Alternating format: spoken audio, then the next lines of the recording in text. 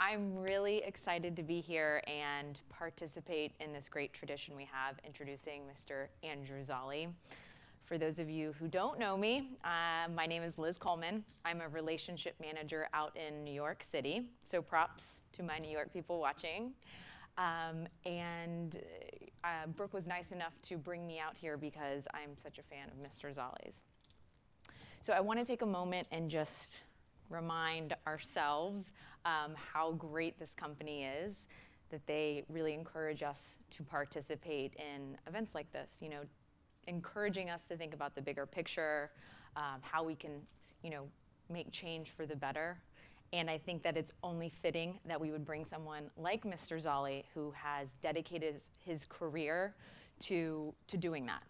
So 16 years ago, he actually curated a conference called PopTech, for those of you who aren't familiar, that was just to get a bunch of smart people in the same room and talk about how to solve, you know, these big challenges, or how can we, you know, influence innovation. And I think that's so relevant to LinkedIn because, you know, that's what we're doing here. We've hired the smartest people to solve challenges and, you know, make things better, not only in our offices, our employees, but also, you know, for our members. So our platform is a place that people can interact, become better professionals, and create things for the better. So this conference, PopTech, I'm so excited to learn more about. I'm actually going to volunteer next month, but it's been a huge success. It's very well recognized all over the world, and it attracts everyone from CEOs to research scientists to Olympic gold medalists. So it's not industry specific, and the organization and conference has really led to breakthroughs in science, medical issues, education, and sustainability. So really cool thing to watch and keep on your radar. And in addition, if that wasn't enough, Mr. Zolli is also an accomplished author. As you guys can see, his latest book is called Resilience: Why Things Bounce Back. And this is a topic that is, you know, top of mind for many of us. It's about how companies can really survive in the face of change. You know, some companies will only survive, but how do companies thrive, you know, by staying agile? So this is very important, clearly, to us, so close to the recruiting industry, too.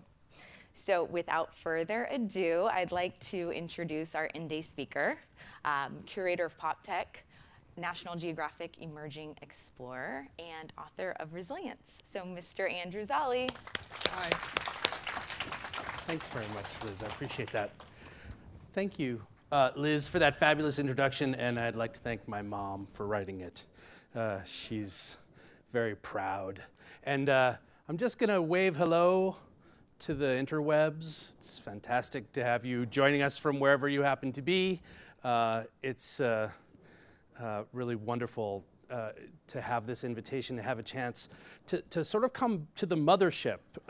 It's a very strange thing to to use LinkedIn every single day, several times a day, as a kind of really essential platform that's woven into my social life. And now I know what you all look like, which is it's like a very weird, I can't describe what that's like. It's like, oh, yeah, that's very, look, you all have noses and eyes, and you all walk around on 2 feet, and it's amazing.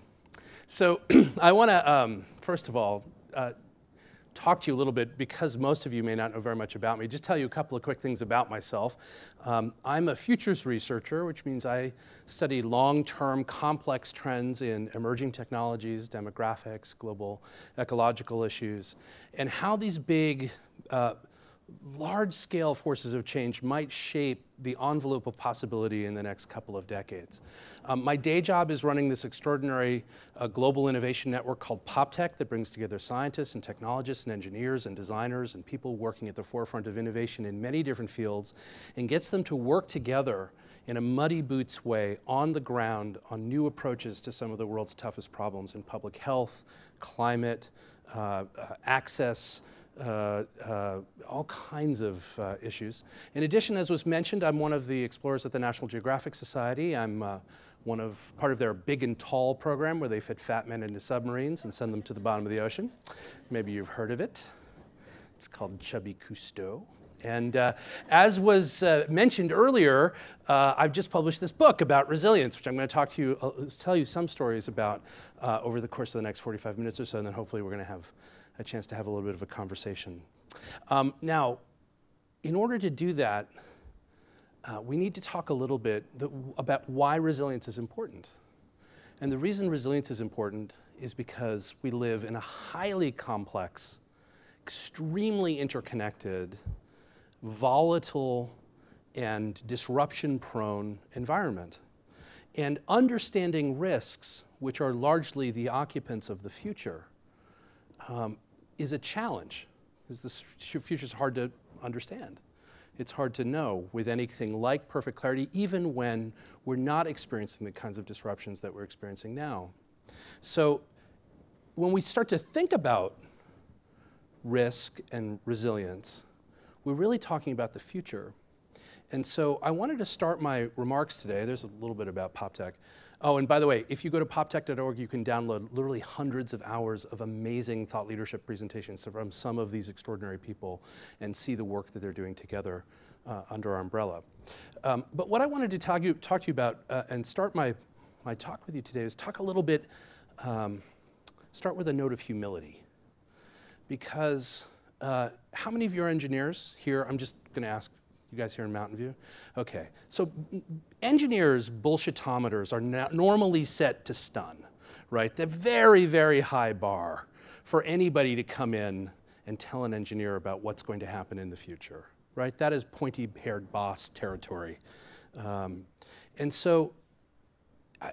all of us, given the vicissitudes of what's happened in the global economy, what's happened in the last decade, all of us should be really careful about who we listen to talk about the future. So I wanted to start my remarks today by talking a little bit about why it's so hard to talk about the future and why it's so hard to think about the future. In order to do that, I want to share with you two images that date from the beginning of the 20th century. These are two pictures of what people about 100 years ago thought life was going to look like at the beginning of the 21st century. And you all recognize these from your daily commute, I'm sure, down the 101 and wherever you happen to be out in cyberspace.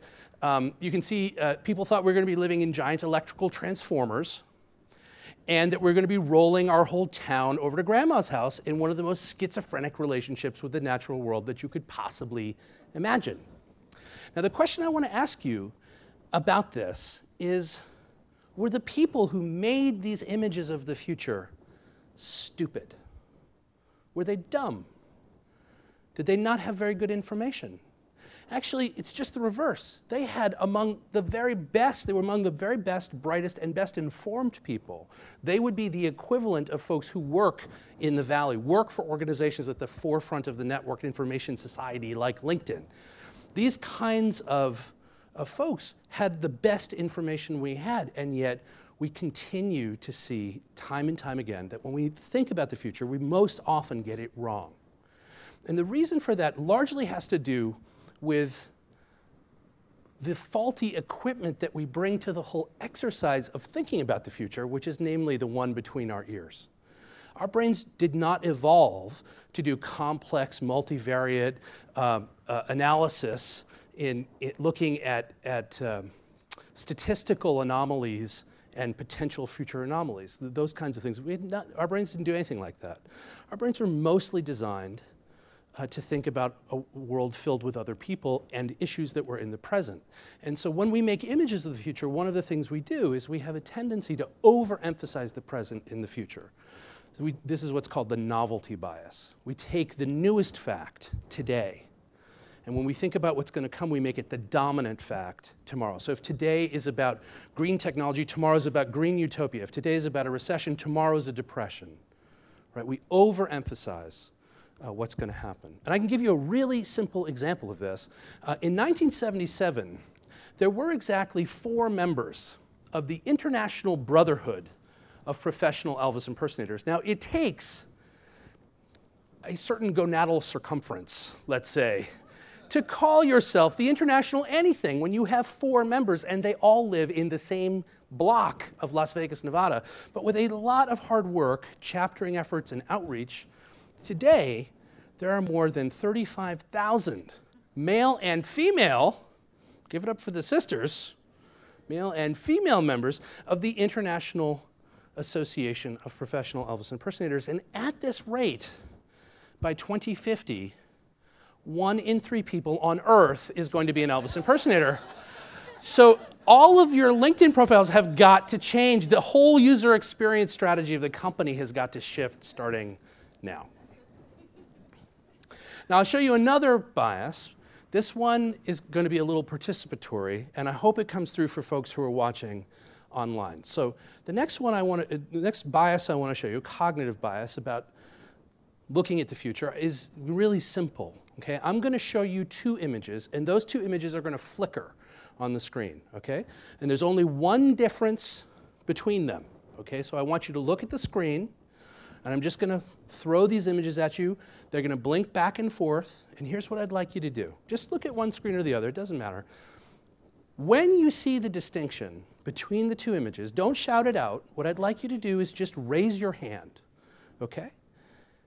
Quietly, silently, so that you're not, interrupting people behind you who might also be trying to do the same task. But I just want to look at how quickly we can all get this task done. Okay, you ready? All right, here we go.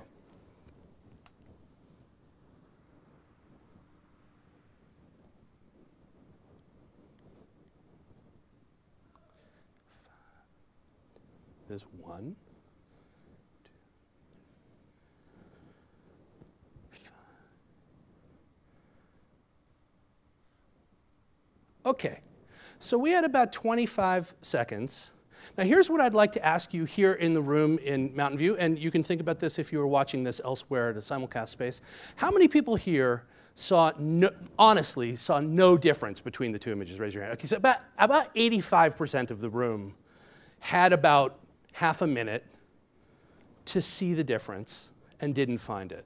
So what I'd like you to do for those folks who didn't see it is just pay attention to this part of the image right here, okay?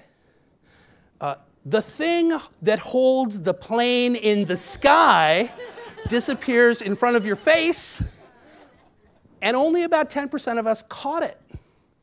And it's not for lack of information. We all had the information. So why? Why is it that we missed that, and it's literally in front of our face? Well, there's really 2 reasons. The first one is a little bit of a perceptual trick, which is that the blanking interval between the 2 images is just under the amount of time that your brain needs to remember the past image and compare it to the new image. But the other fact, the other bias, is that you and I and everybody here and everybody watching, all of us together, have brains that are mostly evolved to pay attention to other people, right? Because on the African savannah, our ancestors did not have to deal with lions and tigers and bears. They mostly had to deal with the threats that came from Linda and Fred, right? Others in their community. So our brains are exquisitely attenuated to paying attention to threats that are embodied. And I can give you a perfect example of how that translates into the real world. Here are 2 threats that we read about in the newspaper all the time. Over here, we have the Bad Hair Club for Men, Dr. Evil Anonymous. And over here, we have the disappearance of the largest glacier in Patagonia inside of a single human lifetime. Now, a group of folks at a think tank did a head-to-head research survey. They did a health effects survey to look at Americans' health risks from these 2 risks. So what are your chances of having your health substantially harmed, your life shortened, or your quality of life diminished by these 2 threats?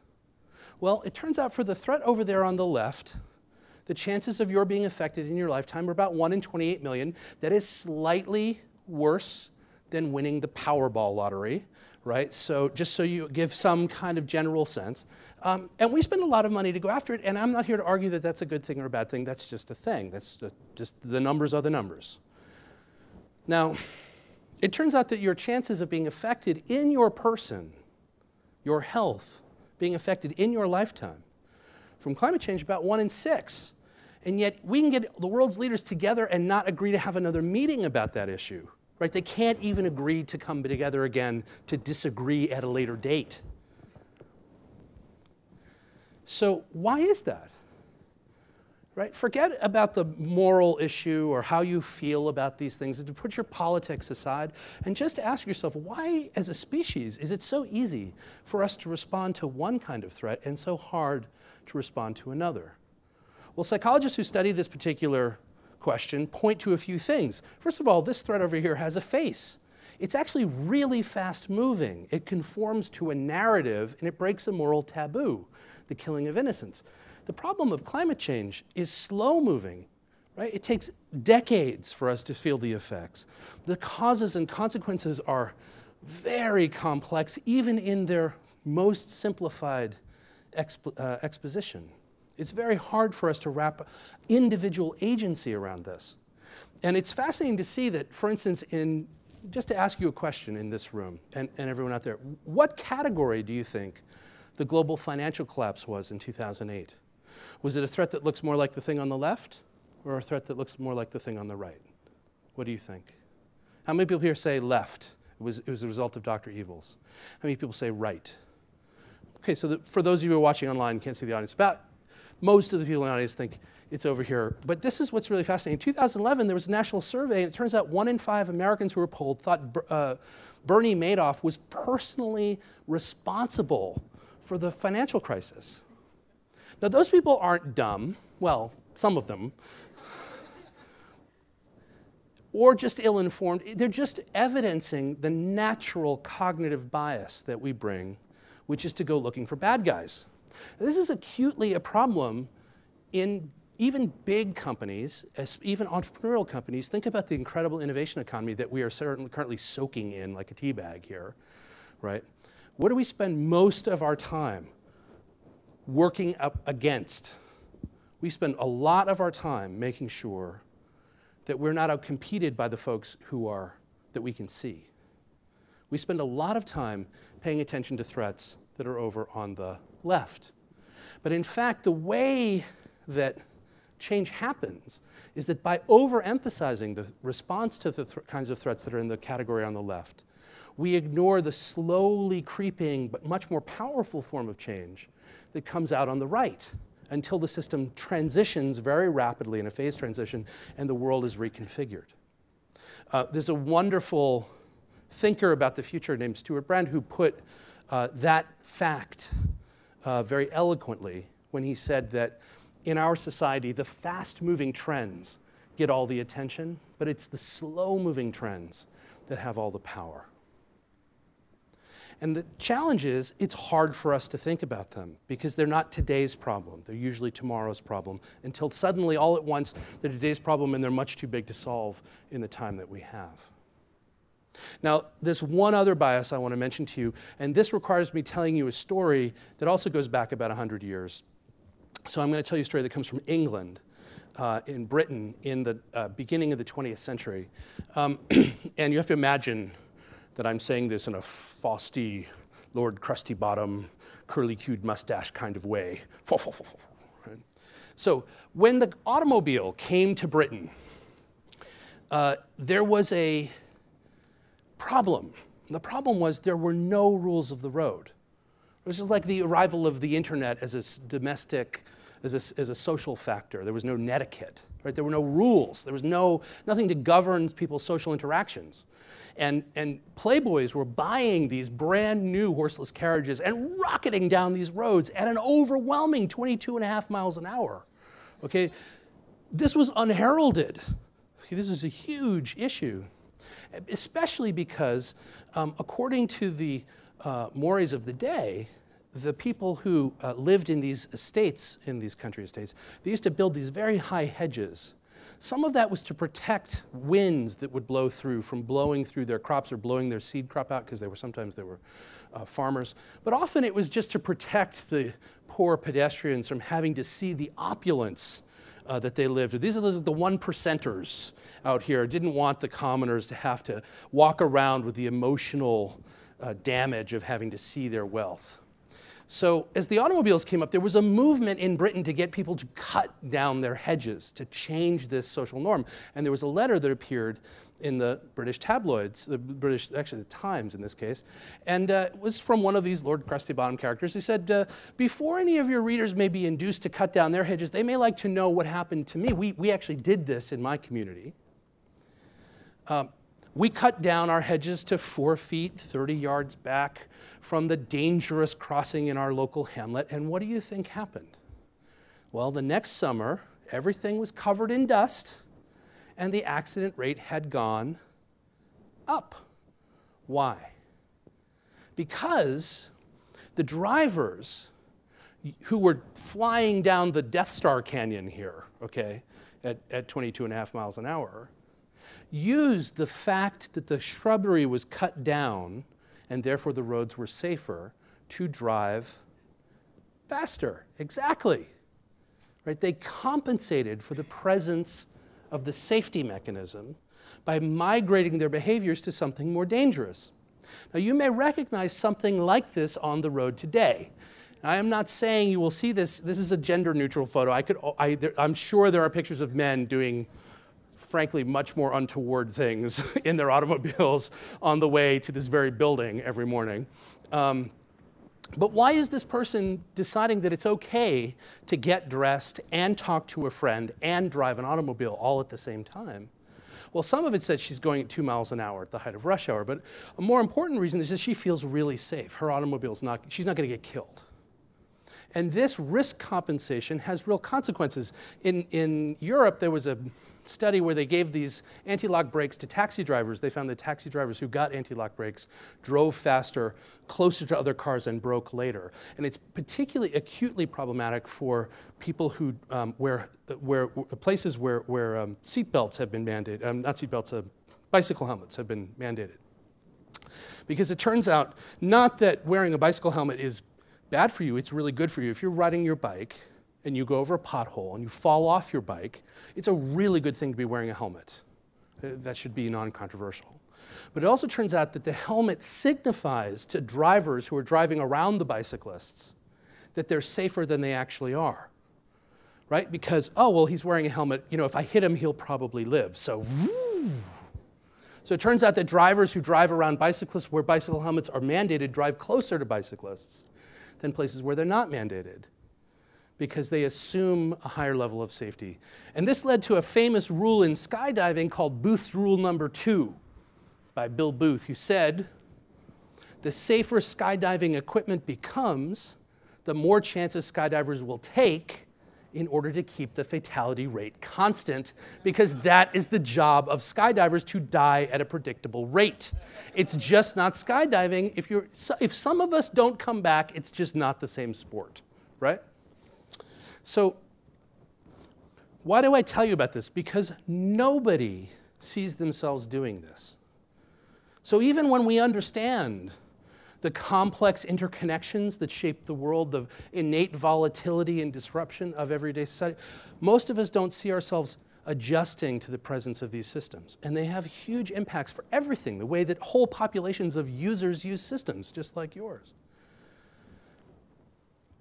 And ultimately, it leads to a kind of cultural thing that often happens in institutions, which has to do with their level of risk tolerance, which is expressed in their culture. And it leads to this. This is BP, which all of us came to see had a terrible safety culture. Their safety culture was wear stickum on your boots when you walk up to the rig. But when you get there, it's okay not to pour concrete down and cover the oil well. You can just pour some slurry down there and hope for the best. And what happens in many cultures is that we have a certain way of doing things. And people who are either more risk tolerant or less risk tolerant than the way we do things are encouraged to either join, to get with the norm, get with the culture, or go. And it shows the incredible importance of culture. Okay, so all of these factors, and all the ones I didn't have time to tell you about today that are things like, climate disruptions and global interconnections between trade and energy and all of these systems that govern our lives that are increasingly over-connected to one another, that create enormous volatility as they're connected in a kind of giant hairball, combined with those biases, lead us to a world in which we need a lot more resilience. And what do we mean by that? Well, the way we describe it is the ability to maintain our core purpose with integrity under the widest variety of circumstances.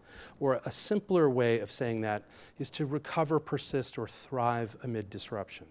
How can we build companies, entities, communities, societies, individuals that are able to withstand inherently surprising disruptions?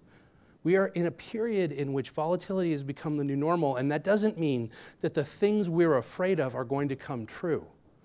What it means is that the things we cannot see happening are going to affect our lives in ways that are inherently surprising. They're going to come from directions.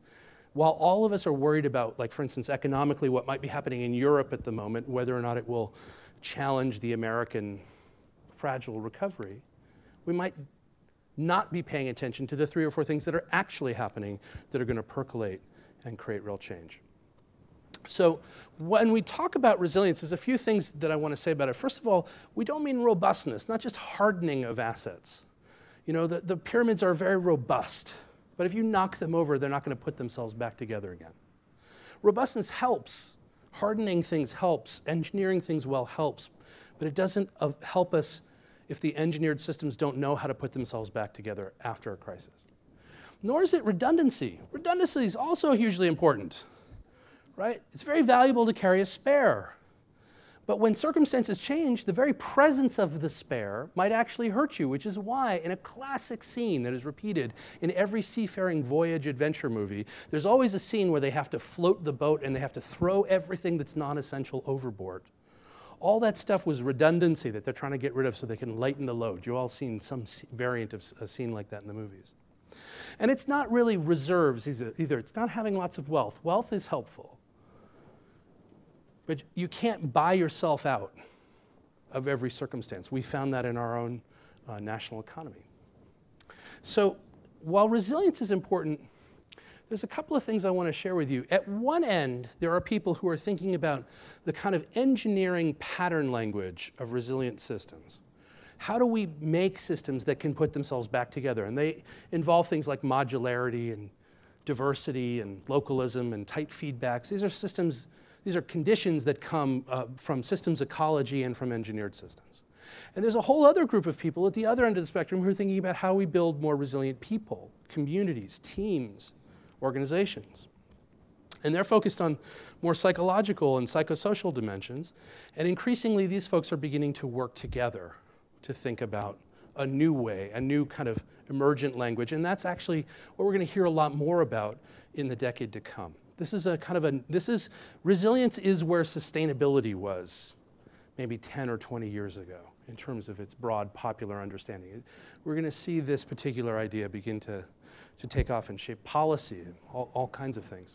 I don't have time to talk about all of these things today, but I do want to mention just one idea that comes from the world of ecosystems, people who study resilience in things like forest ecologies.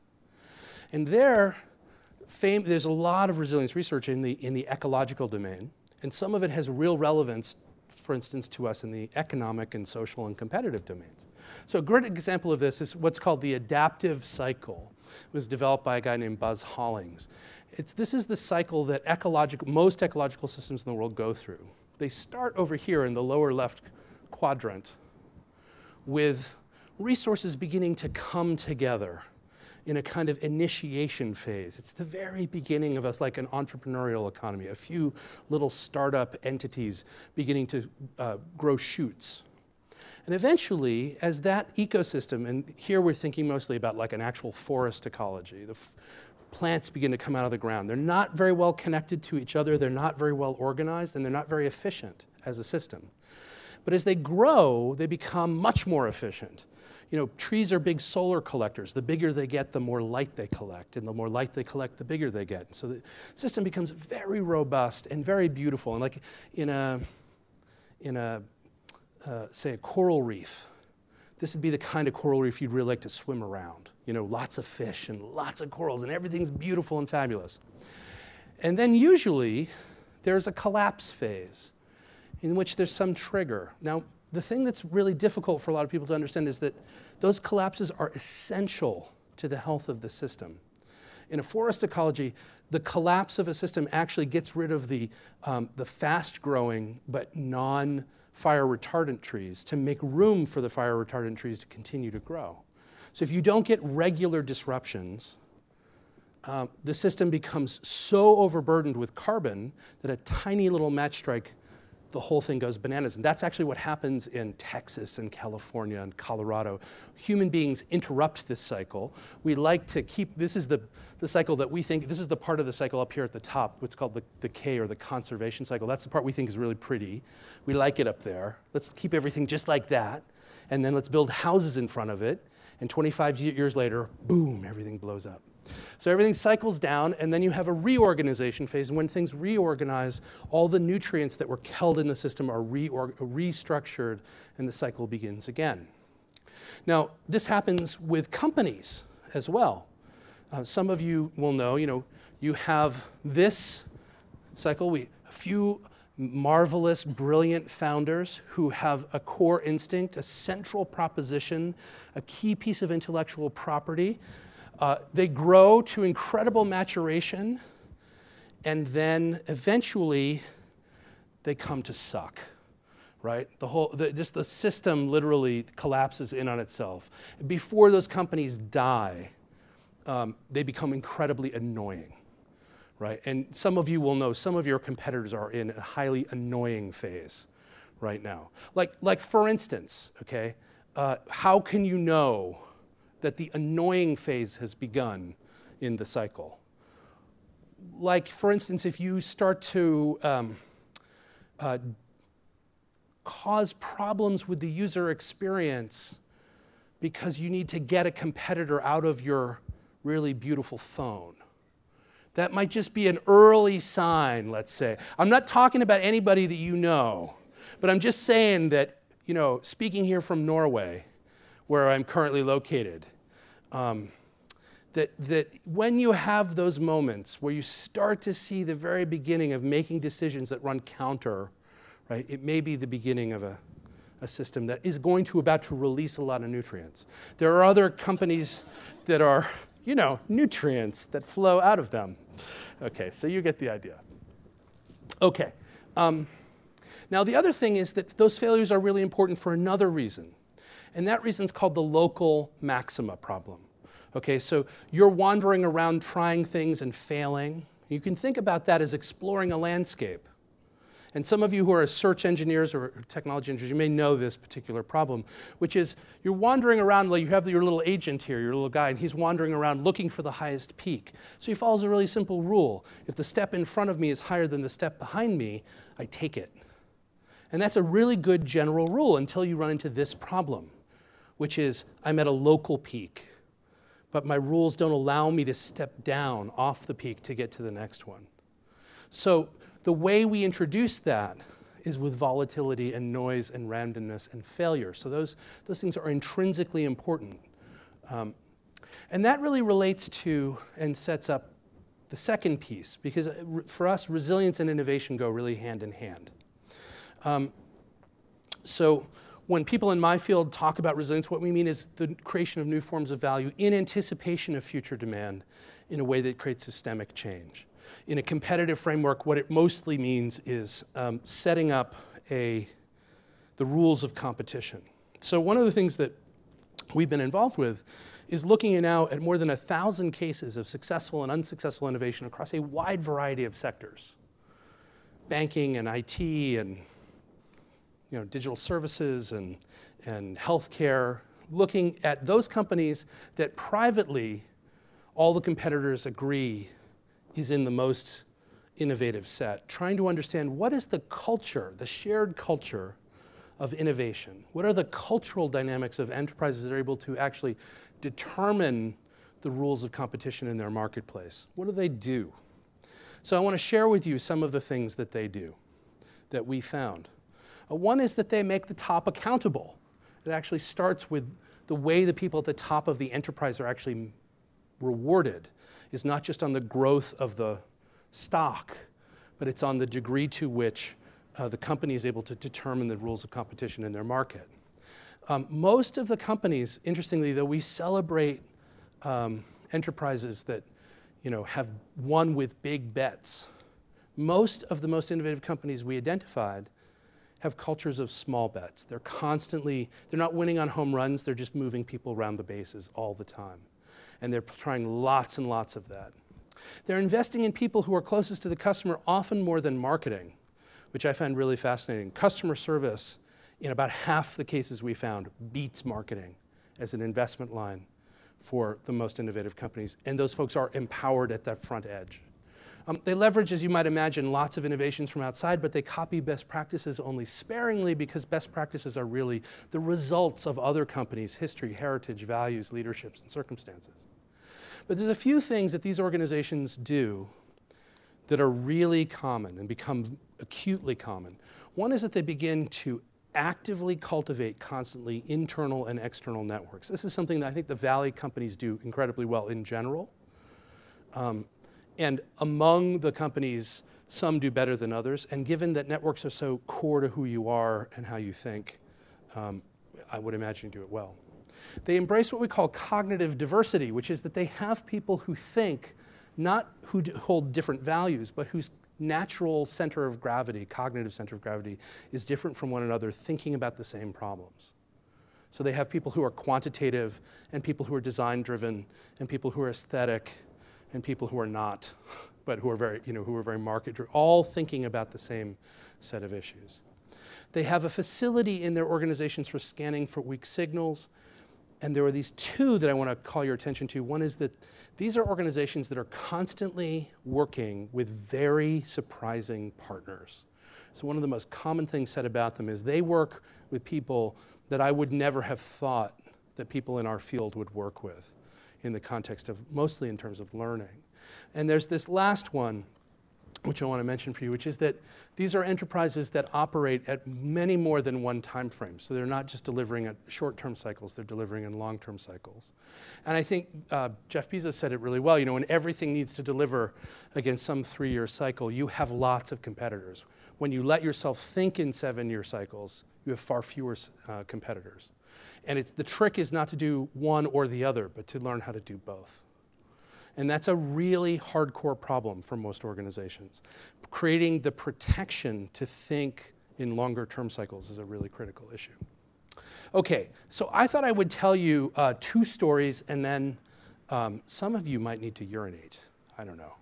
Or I don't know, I'm not exactly sure, but I want to make sure that we don't cause death by PowerPoint, which is brutal and horrifying, and I've seen it happen too many times. So I want to tell you these 2 very particular stories. One is about how a country became resilient. And the other one is about how a company dealt with a major disruption, because many of these themes are going to be articulated in these 2 stories. So the first one I want to talk to you about is about Iceland. Has anyone here ever been to Iceland? One person, yeah. It's great. It's beautiful. It looks like Middle Earth near the Arctic Circle. They almost filmed The Lord of the Rings there, actually, but the weather was not helpful. So some of you may know that Iceland was one of the epicenters of the global financial crisis in 2008. And the way that they got into the crisis was very boring. They let their banks go absolutely bananas. They allowed their currency to massively fluctuate. Their currency appreciated 12,000% from the time of the start of the bubble to the height of the bubble. This is what Iceland looks like. It's not the Bahamas. It's a very beautiful place, and I would strongly encourage. We just did a big conference actually in Reykjavik with all of the folks I'm going to be talking about in this story to look at how they bounced back from this crisis. So what they did was they let their banks go bananas, and their stock market appreciated from a few hundred points to 9,000, which doesn't sound very high until you realize they were starting about like 200. Okay. Same bank, the day after everything went to pot, went to 14. Same logo. I don't know if you can see the very similar logo there, right? From 9,000 to 14, the largest per capita financial calamity to happen to any country in the world in history. And as you can imagine, people were profoundly freaked out. They thought Iceland was going to sink into the bottom of the ocean. It was going to become the next Atlantis. This was a huge problem. And a friend of mine who's Icelandic said, we knew exactly the moment when we were screwed. It's when our prime minister went on and said, don't worry. He took a picture of it for me. This is a picture of his television when he said, I knew civilization was coming to an end because everybody knew that that guy was lying to us. Now you feel bad for this guy, right? He doesn't even look like he believes it himself. He's not a very good liar, right? But he was under enormous pressure from, among other places, our government and the international financial community to follow the path that the Americans had followed and to do the same kinds of policies that we had undertaken, right? Which was to try and bury the problem and move the debt off of the bank balance sheets and onto everybody else's balance sheets. And they thought this is what's going to happen. This is going to be the thing that basically, because the country had a whole economy that was worth a few $1 billion, and they had something like $100 billion in debt that the banks had created. So there was never going to be any paying it back, right? So something really amazing happened right at that moment. This guy, whose name is Oliver Grimson, who's the president of Iceland, who had a largely ceremonial role up until that time, one of his ceremonial powers was signing the legislation. So they worked out this deal where everybody was going to assume this massive public debt. And he said, actually, I don't think politicians should make this decision. We should have a vote. And they voted twice not to bail out their banks. Then they decided to criminally indict their bankers who had and their former prime minister, this guy, right, suddenly went to court under criminal indictment. And then something else really amazing happened, which is a group of ordinary citizens got together in Iceland. They created this national assembly. These are 1,500 people from all over Iceland who self-organized to figure out what was this country actually going to be about. Here they are actually making decisions about what they thought the most important value in Icelandic society was. In their particular case, it was integrity. And one of the political, there's such a movement around this in Iceland that their political parties picked this up and led to a process by which 25 ordinary citizens were nominated to rewrite the Constitution from scratch. So I've met like astronauts and deep sea divers. And some of the most inspiring people I've ever met were the ordinary people who actually worked on the process of rewriting the fundamental document for the whole country. This was a process that had a social media campaign attached to it, across all platforms, by the way. This is platform agnostic presentation. They got 3,000 pieces of direct advice, but it's such a small place that they mostly wanted to work with people in a face-to-face context. And this October 20th, the whole country is going to vote on the adoption of this new constitutional bill that's going to change the country forever. So what an amazing story, right? An amazing story in which the society responded to really hardcore disruption and challenge at every different level in a very different way. Can you imagine if you imagine any group of people in America standing up and saying, yes, well, Lehman Brothers has collapsed. We think it's time to rewrite the Constitution of the United States of America. It'll be a relatively short conversation. Right? Well, what's fascinating is I just came back from Europe, where in places like, I was just in Portugal in particular, and they're spending a lot of time in Portugal looking at Iceland as a way out of the crisis. And the most important thing is this story tells us is not that their answer is everybody's answer, but that our answers are not necessarily everybody's answers, that there's actually a multiplicity of answers. Now, the other things that Iceland had going for it that were really important, they have an almost entirely clean tech economy. They produce terawatts of electricity from geothermal energy. They have, except to drive a few automobiles around, there's no oil in the country at all. When Icelanders get too warm, they open a window in Iceland. In fact, actually, one of the extraordinary growth companies is a green cloud computing company. They've started to put data servers on top of these geothermal plants. So they're heated and powered from geothermal energy that has no carbon and cooled by the fact that they're in Iceland.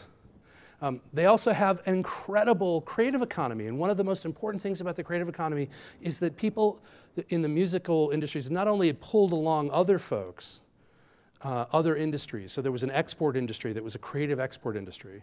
Reykjavik's a city about the size of Worcester, Massachusetts, but Worcester did not give us Bjork and, Sigur Rós and all the rest of them. But also under the surface, all these Icelanders had worked together before in their society. They'd actually connected socially to people locally at all different levels.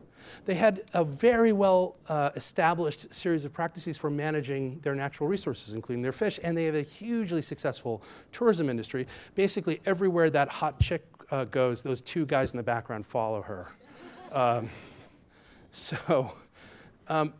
All of this differentiation, all of this diversity underneath the system leads to the possibility of resilience. But there was one other thing that was really important to the Icelandic story, and that's this story. Almost everybody in Iceland is 1 or 2 generations from absolute destitute poverty. And destitute poverty in Iceland in the winter is one of the hardest human experiences one can imagine. And the cultural memory of failure is hugely important in societies that are resilient. One of the things we found is everywhere we found resilience in the world, we found it in places that regularly experience disruption, places like New Orleans and Haiti. And in the culture was the memory of the fact that things could go wrong. In Iceland's culture, the memory of the fact that things can be really, really hard. This woman over here in front of her 2 daughters looks like she could kill you with either one of her bare-fisted hands at any moment. She's putting up with a lot. So Iceland had this really incredible response. Now, in the interest of time, because we're going to run out of time and I know you guys need to go back, I'm going to skip over this story so that I can talk to you about an organization, a company responding to crisis. And this story is an American story. It starts here. And in particular, the focus of the story is what happened around Katrina in the Gulf Coast. Now, when Katrina happened, most of our attention was on New Orleans for very obvious reasons. But Katrina hit the whole Gulf Coast. It hit basically the whole underbelly of America, the whole lower coast of the United States. And it devastated, before I tell you this, it devastated all kinds of industries and all kinds of societies, including Gulfport, Mississippi, where there's a bank called Hancock Bank, and I'm going to tell you the story of how Hancock Bank responded to this crisis. Now, a big part of the story is actually about middle management. So the thing I want to say about middle management is we never think about middle management unless it's in Dilbert cartoons, right? Middle managers, the people who form the kind of middle layer of an organization, we've gutted those folks. We've scooped them out of enterprises to make ourselves lean and agile. We've taken all of that stuff out of the center of an enterprise, right? But it turns out that when things go wrong, having a strong and empowered middle class in an organization is hugely important. When things are disrupted, our ability to respond to those disruptions is largely dependent not at the bottom-up street-level activist types and not the square-jawed visionary CEO types, but it's the folks in the middle who largely have to act autonomously to manage small to medium-sized groups of people who actually are the folks on whom the resilience of the whole system depends. So let me tell you about what happened in Gulfport, Mississippi, and that's this. This is a cell phone picture of the storm surge hitting in Gulfport. So this was taken out of somebody's window. And you can imagine what that created. And what that created looked like this. A situation in which the electricity had been knocked out. Hundreds and hundreds of homes were completely decimated. People raced ahead of the storm surge to escape being killed, often with no ID, no proof that they were who they said they were, completely on their own. This was truly the end of civilization. And for Hancock Bank, which is a regional bank in the South, how many people here have ever heard of Hancock Bank? I would imagine almost nobody, right? But Hancock Bank is a 112-year-old institution in the South. It's a revered bank. It's been in the community for a very long time. Hancock's 90 of their 100 branches had been completely decimated, just totally destroyed. So there were no cops and no firefighters to put out the fires or to even protect the money that was in those branches that had been completely destroyed. And people couldn't prove who they were at all because most of them didn't have ID. And there was no electricity, so you couldn't actually call up someone's account to find out how much money they had at the bank, even if you could pick through the rubble and find some money to give them. But this is exactly the moment when the community actually needed a lot of resources. So you have a great deal of need and virtually no capacity. So the folks at Hancock did this really kind of amazing thing. They went back and they checked, this is actually a picture of the charter of the institution from the 19th century. And they discovered that making money was not the purpose of the bank. The purpose of the bank was to serve the community, and to produce a financially stable institution was the best way, that could provide banking services for the institution, for the society, was the best way to do that according to the charter, but it wasn't the purpose. So they did this amazing thing. They went, they pulled out using their own, they got forklifts from Walmart and a bunch of other places. They went out and they pulled out money from their own ATMs, from local casinos that had been completely decimated. Like the machines had fallen over. They went in with the management and pulled this soggy money out in small bills and literally physically laundered it. That's a picture of them laundering cash in front of you. There's pictures of the actual money that had actually just gone through the storm. And then they set up this amazing operation where people in the bank physically ironed the bills. That's one of their employees, putting it into stacks, and then they set up outside of their decimated branches little mobile homes and tents, and they handed out $200 in cash to anybody who said they needed it. You didn't have to be a customer of the bank, because it didn't matter. No one could prove that you were a customer of the bank or that you weren't a customer of the bank. You didn't have to have that amount of money at the bank if you were a customer, and you didn't have to have ID. Can you imagine? Just, they took $40 million, and there were no Brinks trucks to drive people around. So they put it in the back of Ford LTD station wagons, and like ordinary folks drive around with millions of dollars of cash around the Gulf Coast, driving from each little place to hand out literally bundles of money where people could get $200 by signing a yellow Post-it note with their name, their address, and their social security number. And that's it. And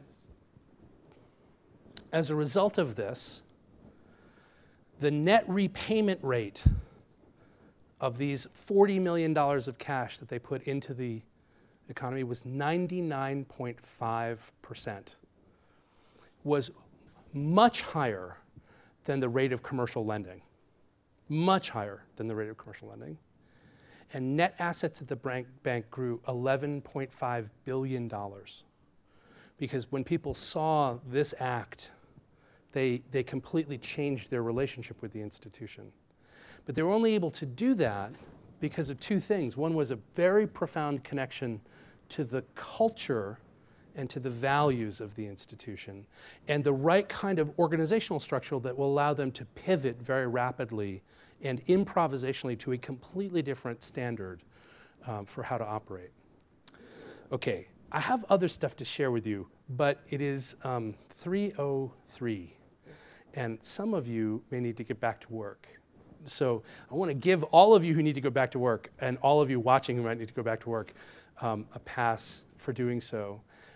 If any of you would like to continue or have conversations about this, I'd love to have those. And I want to say more broadly, thank you very, very much for coming out today, and thank you for watching online. If you like this kind of material, that's my actual email address, and our website, and a little bit where you can find out more information about this and all kinds of other stuff. So thank you very, very much. It was a pleasure.